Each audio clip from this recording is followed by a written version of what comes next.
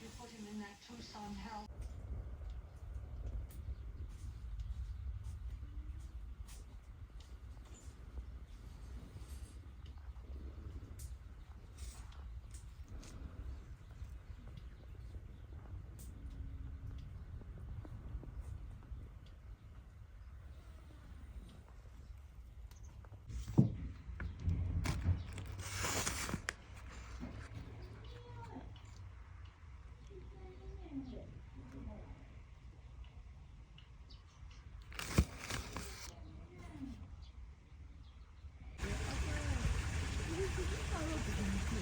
うん。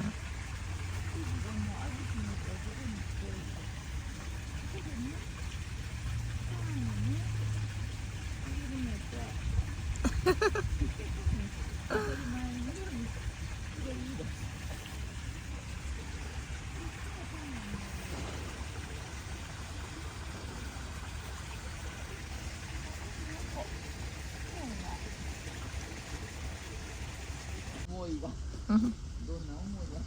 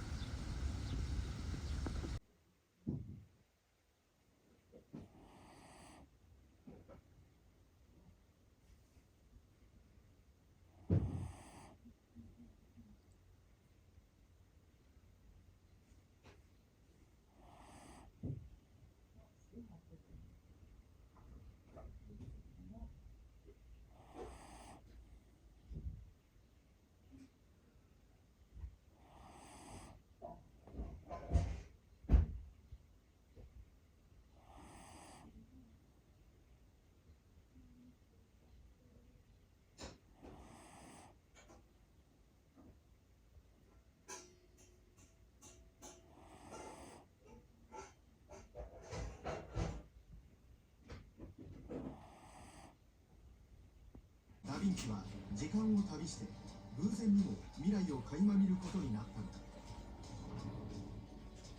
それとも我々の知らない計画が存在し、地球外生命体と密約を交わすための使者として選ばれた人間だったのだ。